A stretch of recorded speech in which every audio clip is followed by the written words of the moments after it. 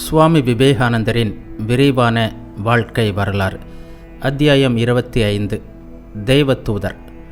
சர்வமத மகாசபைக்கு பிறகு சுமார் 2.5 வருடங்கள் சுவாமிஜி அமெரிக்காவில் இருந்தார். இடையில் 1895 செப்டம்பர் முதல் நவம்பர் வரை ஒரு முறை இங்கிலாந்திற்கு சென்றிருந்தார். இந்த ஓர் இடைவெளியை தவிர 1896 ஏப்ரல் 15 வரை சுவாமிஜியின் அமெரிக்க வாழ்க்கை மிகவும் பரபரப்பானதாக இருந்தது. ஒரு நாள் ஒரு மூலையில், மறுநாள் எதிர் மூலையில் என்று அவரது சொற்பொழிவுகள் நடைபெற்றன. ஓய்வு, சொந்த சுக சௌகரியங்கள் எதையும் கவனிக்காமல் அவர் செயல்பட்டு கொண்டே இருந்தார். இது பற்றி அபேதானந்தர் எழுதுகிறார். சுவாமிஜி அமெரிக்காவில் எதிர்கொள்ள நேர்ந்த சிரமங்களும் அசௌகரியங்களும் ஒன்றிரண்டு அல்ல. உணவு, உடை, காலநிலை போன்ற பல விஷயங்கள் அவரது உடம்பை வெகுவாக பாதித்தன. சில வேளைகளில் குளிர்காலத்தில் அவரிடம் கோடை காலத்திற்கான துணிகளே இருக்கும். அதை வைத்தே சமாளிப்பார். அமெரிக்காவில் காலநிலை திடீரென்று மாறக்கூடியது. அந்த மாற்றமும் கடுமையாக இருக்கும். சில நேரங்களில் பிறருக்கு உதவுவதற்காக தமது சௌகரியங்களை அவர் மறுப்பதும் உண்டு. தமது தேவைகளை அவர் பொதுவாக வெளிப்படுத்துவதில்லை. அழைத்து செல்பவர்கள் என்ன கொடுக்கிறார்களோ அதை வைத்து சமாளித்தபடியே வாழ்ந்தார் அவர். கையில் ஒரே ஒரு பையுடன் சில வேளைகளில் ஒரு நாள் 3 சொற்பொழிவுகள் வரை செய்தபடி பயணித்தார் சுவாமிஜி. நரேன் உலகிற்கு போதிப்பான் என்று குருதேவர் கூறியதை இந்த அமெரிக்க நாட்கள் மெய்ப்பித்தன. அமெரிக்கா புண்ணியம் செய்தது என்றுதான் கருத வேண்டியுள்ளது. குருதேவரின் அருள், அன்னையின் ஆசைகள், தீவிரமான சாதனைகள், பரிவிராஜக வாழ்க்கை, தீவிர தவங்கள் ஆகியவற்றின் பலனாக அவரில் கிளர்ந்தெழுந்த ஆன்மீக ஆற்றலை முதலாக பெற அமெரிக்கா அல்லவா கொடுத்து வைத்திருந்தது. அமெரிக்காவிற்கு ஒரு தெய்வ தூதராக வந்தார் சுவாமிஜி. அங்கே தமது ஆன்மீக பணியை செய்து கொண்டே போனார். சென்ற இடங்களிலெல்லாம் ஆன்மீகத்தின் விதைகளை விதைத்தார். எண்ணற்ற மக்களுக்கு தமது ஆசிகளை வழங்கினார் என்று எழுதுகிறார் மேரி லூயி பர்க். கீழை நாடுகளுக்கு புத்தர் ஒரு செய்தியை அளித்தது போல் மேலை நாடுகளுக்கு நான் அளிப்பதற்கு செய்தி ஒன்று உள்ளது என்று சுவாமிஜி கூறினார். அந்த செய்தியை வழங்க ஆயத்தமானார். சுவாமிஜியின் இந்த பணியை 3 கட்டங்களாக பிரிக்கலாம். சர்வமத மகாசபை நிறைவுற்றதிலிருந்து 27 செப்டம்பர் 1993 சுவாமிஜியின் வாழ்க்கை தொடர் பயணங்களும் சொற்பொழிவுகளும் நிறைந்ததாக இருந்தது. ஓய்வு ஒளிச்சலற்ற இந்த பணியால் களைப்புற்று தமது பணிமுறையையே மாற்றியமைக்க வேண்டுமா என்ற கேள்வியுடன் 1894 மார்ச் முதல் வாரத்தில் சிகாகோவிற்கு திரும்பினார். இந்த சுமார் 6 மாதங்கள் அவரது பணியின் முதல் கட்டம். 1895 ஜனவரி வரை உள்ள சுமார் 10 மாதங்களை 2ஆம் கட்டம் எனலாம். இந்த கட்டத்தில் பொது சொற்பொழிவுகளை விட வகுப்பு சொற்பொழிவுகளில் அவர் அதிக கவனம் செலுத்தினார். தேர்ந்தெடுக்கப்பட்ட சீடர்களுடன் 1000 தீவு பூங்காவில் அந்தரயோக வாழ்க்கை நடத்தினார். தமது பணியை தொடர்வதற்கான சீடர்களை உருவாக்குவதில் கவனம் செலுத்தினார். சுவாமிஜி தாயகம் திரும்பும் வரையுள்ள 1896 டிசம்பர் 16 வரை உள்ள காலம் அவரது மேலை நாட்டு பணியின் 3ஆம் கட்டமாகிறது. அவர் 2ஆம் முறை மேலை நாடுகளுக்கு சென்றதையும் 1899 ஆகஸ்ட் 26 முதல் 1900 ஜூலை 20 வரை இந்த 3ஆம் கட்டத்துடன் சேர்த்து கொள்ளலாம். சர்வமத மகாசபையில் கலந்து கொண்டவர்களில் ஜான் பி. லியான் ஒருவர். இவர் சிகாகோவின் பிரபல மனிதர்களுள் ஒருவர். மகாசபையில் கலந்து கொள்கின்ற பிரதிநிதிகளில் சிலரை தமது வீட்டில் தங்க வைக்கலாம் என்று அமைப்பாளர்களிடம் கூறியிருந்தார். மதவெறியை விரும்பாதவர் அவர். குறுகிய நோக்கங்கள் இன்றி பரந்த மனம் படைத்தவர்களை மட்டுமே தமது வீட்டிற்கு அனுப்ப வேண்டும் என்று அவர் கேட்டுக்கொண்டார். எனவே சுவாமிஜி அவரது வீட்டிற்கு அனுப்பப்பட்டார். முதற் சொற்பொழிவு நிகழ்ந்த அன்று இரவு சுவாமிஜி லியான் வீட்டை அடைந்தார். தமக்கென்று ஒதுக்கப்பட்ட அறைக்கு சென்று விட்டார். அந்த வீட்டில் வேறு சில விருந்தினர்களும் இருந்தனர். வெள்ளை இனத்தினரை தவிர வேறு யாரையும் விரும்பாதவர்கள் அவர்கள். எனவே லியானின் மனைவியான எமிலி லியானிடம் வந்து விடிந்ததும் சுவாமிஜியை பக்கத்து ஹோட்டலில் தங்க வைக்கலாம் என்று ஆலோசனை தெரிவித்தார். லியான் தர்ம சங்கடத்திற்கு உள்ளானார்.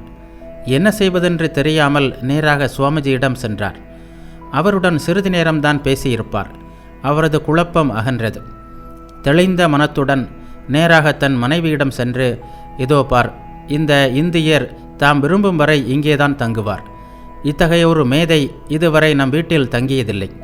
மற்ற விருந்தினர்கள் அனைவரும் வீட்டை விட்டு போனாலும் கவலையில்லை என்று கூறிவிட்டார். சிறிது நேர பேச்சில் லியானிடம் அத்தகையதொரு தாக்கத்தை ஏற்படுத்தியிருந்தார் சுவாமிஜி. பின்னாளில் எமிலியும் தமது கருத்தை மாற்றிக்கொண்டார். சுவாமிஜியிடம் மிகுந்த அன்பு பாராட்டினார். அவரது வளர்ச்சியில் மிகுந்த அக்கறை கொண்டார். சுவாமிஜி அம்மா என்று அழைத்த சிலரில் எமிலியும் ஒருவர். சொற்பொழிவுகளுக்கு செல்வார் சுவாமிஜி. அங்கே கிடைக்கின்ற பணத்தை ஒரு கைக்கூட்டையில் கட்டி கொண்டு வருவார். ஆரம்பத்தில் அவரிடம் பர்ஸ் இருக்கவில்லை. அதை அப்படியே எமிலியிடம் கொடுப்பார். எமிலி அதை எண்ணி கணக்கு வைத்து கொண்டு வங்கியில் சேமிப்பார். எமிலியும் அவரது மருமகளும் சர்வமத மகாசபையில் சுவாமிஜியின் சொற்பொழிவுகளை கேட்க சொல்வதுண்டு. அந்த மருமகள் இளம் வயதிலேயே கணவனை இழந்தவள். சுவாமிஜி அவளுக்கு மிகுந்த ஆறுதல் கூறவும் அவளை தேற்றவும் செய்வார். லியானின் பேத்தியான கார்னிலியா காங்கர் அப்போது 6 வயது சிறுமி. அவளை மிகவும் நேசித்தார் சுவாமிஜி. அவளுக்கு இந்தியாவை பற்றிய பல கதைகளை கூறுவார். குரங்குகள், மயில்கள், ஆலமரங்கள் என்று அவர் கூறுகின்ற கதைகளை அவரது மடியில் அமர்ந்து கொண்டு ஆர்வத்துடன் கேட்பாள் அவள். அவளது பாடப்புத்தகங்களை கொண்டு வர செய்து அவளிடம் கேள்விகள் கேட்பார். புத்தகத்தில் உள்ள தேச வரைபடங்களில் இந்தியாவை சுட்டி காட்டுவார். அப்போதும் அவரது மனம் இந்தியாவையே எண்ணி, அமெரிக்க குழந்தைகளுக்கு இருப்பது போன்ற கல்வி வசதிகள் இந்திய குழந்தைகளுக்கு இல்லையே என்ற ஏக்கம் கொள்ளும். சுவாமிஜியின் தலைப்பாகை கார்னேலியாவிற்கு மிகவும் வினோதமாகப்பட்டது. ஒவ்வொரு முறை அணியும் போதும் அதை அவர் தலை முழுவதும் சுற்றி கொள்வது அவளுக்கு வேடிக்கையாக இருந்தது. அதனை சுற்றுகின்ற விதத்தை காட்டுமாறு மீண்டும் மீண்டும் அவரை தொந்தரவு செய்வாள். சுவாமிஜியும் சளைக்காமல் அவளுக்கு அந்த தலைப்பாகை வித்தையை செய்து காட்டுவார். ஆனால் ஒன்று, அவர் தியானத்தில் ஆழ்ந்திருக்கும் போது அவள் அவரை தொந்தரவு செய்வதில்லை. அந்த நேரத்தில் அவர் சாதாரணமாக தாம் அறிகின்ற சுவாமிஜி அல்ல. அந்த நேரத்தில் அவருக்கு தொல்லை தரக்கூடாது என்பதை இயல்பாக உணர்ந்திருந்தாள் அந்த சிறுமி. சிறுவர் சிறுமியரிடம் சுவாமிஜிக்கு எப்போதுமே தனி பிரியம் இருந்தது. அவர்களும் அவரிடம் எளிதாக ஒட்டி கொண்டார்கள். சுவாமிஜி ஒரு குறிப்பிட்ட வேளையில் ஒரு பார்க்கில் சிறிது நேரம் அமர்ந்திருப்பார். அந்த நேரத்தில் ஒரு தாய் தன் சிறு வயது மகளுடன் அந்த வழியாக தினமும் கடைக்கு போவார். சுவாமிஜி அமர்ந்திருப்பதைக் கண்ட அவர் ஒரு நாள் அவரிடம் வந்து, இவளை இங்கே உங்களிடம் விட்டு செல்லட்டுமா? கடையிலிருந்து திரும்பி வரும்போது கூட்டி செல்கிறேன் என்று கேட்டுக்கொண்டார். சுவாமிஜியும் மகிழ்ச்சியுடன் அதனை ஏற்றுக்கொண்டார். தாய் வரும் வரை அந்த சிறுமியுடன் கதைகள் சொல்வதும் விளையாடுவதுமாக நேரம் கழிப்பார் அவர். இப்படி பல நாட்கள் நடைபெற்றது. ஒரு நாள் சுவாமிஜி அமைதியாக அமர்ந்திருந்தார். எமிலி அருகில் அமர்ந்திருந்தார். சுவாமிஜி ஆழ்ந்த மௌனத்தை கலைத்துவிட்டு, அம்மா, உங்கள் நாட்டில் இந்த ஒருவரைப் போல் என்னை வேறு யாரும் இந்த அளவிற்கு கவரவில்லை என்றார். அப்படி உங்களை கவர்ந்தவள் யார் சுவாமிஜி என்று வேடிக்கையாக கேட்டார் எமிலி. சுவாமிஜி குபீரென்று சிரித்துவிட்டு, அது ஒரு பெண் அல்ல, இயக்க ரீதியாக செயல்படுகின்ற அமெரிக்கர்களின் திறமை. 4 பேர் சேர்ந்து இங்கே காரியங்களை செய்கின்ற விதம் என்னை மிகவும் கவர்ந்துவிட்டது என்றார். வேடிக்கையாக மட்டுமல்ல, சிறிது விஷமமாகவும் தான் உங்களை கவர்ந்தவள் யார் என்று எமிலி கேட்டார். ஏனெனில் சுவாமிஜியின் வெற்றி அவரை நாடறிந்த மனிதராக ஆக்கியிருந்தது. அவரது ஆளுமையாலும் தோற்றத்தாலும் கவரப்பட்ட பல பெண்கள் அவரை மொய்த்தனர். ஒருவேளை அந்த பெண்களில் யாராவது அவரிடம் தவறான எண்ணத்துடன் அணுகினால் அவர்களிடமிருந்து அவரை பாதுகாக்க வேண்டும் என்ற நல்லெண்ணம் கொண்டிருந்தார் எமிலி. ஒரு நாள் அது பற்றி சுவாமிஜியிடம் அவர் கூறவும் செய்தார். எமிலியின் நல்லெண்ணம் சுவாமிஜியின் உள்ளத்தை தொட்டது. ஆதரவுடன் அவரது கைகளை பற்றியவாறு, என் அன்பான அமெரிக்க அம்மா, என்னை பற்றி கவலைப்படாதீர்கள். எதுவும் மற்றவனாக நான் சாலையோர ஆலமரத்தடியில் படுத்து தூங்கியிருக்கிறேன். அன்புடன் விவசாயி கொடுத்த கஞ்சியை மட்டுமே குடித்து வாழ்ந்திருக்கிறேன். அதே நான் மன்னர்களின் அரண்மனையில் விருந்தினராக இருந்திருக்கிறேன். இரவு முழுவதும் பணிப்பெண்கள் மயில் தோகை விசிறியால் வீச தூங்கவும் செய்திருக்கிறேன். கவர்ச்சி, வசீகரம் என்றால் என்ன என்பது எனக்கு நன்றாக தெரியும். என்னை பற்றி கவலைப்படாதீர்கள் என்று கனிவுடன் கூறினார். பின்னாளில் அவர் தனியாக ஆங்காங்கே பல வீடுகளில் தங்க வேண்டியிருந்தது. அப்போது வீட்டிற்கு வெளியில் தபால் பெட்டி ஒன்றை வைத்திருப்பார். தபால்காரன் அதில் தபால்களை இட்டு செல்வான். சுவாமிஜி வந்த பிறகு அவற்றை எடுத்து படிப்பார். அதில் பல பணக்கார படித்த இளம் பெண்களின் கடிதங்களும் இருக்கும். தங்களை மணந்து கொள்வதற்காக அவரிடம் கேட்டு அவர்கள் எழுதியிருப்பார்கள். சுவாமிஜி இத்தகைய கடிதங்களுக்கு பதிலே எழுதுவதில்லை. சிலர் நேராகவே வந்து இது பற்றி பேச ஆரம்பிப்பார்கள். அவர்களிடம் சுவாமிஜி, பாருங்கள், நான் ஒரு துறவி. இந்தியாவில் துறவிகள் திருமணம் செய்து கொள்வதில்லை. அவர்களுக்கு எல்லா பெண்களும் தாய் அல்லது சகோதரிக்கு சமம். எனவே திருமணம் என்ற பேச்சிற்கே இடமில்லை என்பார். அவர்களுக்கு இந்த பதில் ஆச்சரியமாக இருக்கும். ஆனாலும் சுவாமிஜியின் உணர்வை புரிந்து கொண்டு மௌனமாக திரும்புவார்கள். திருமணம் செய்து கொள்வதற்காக சுவாமிஜியை நேரடியாக அணுகிய பெண்களும் உண்டு.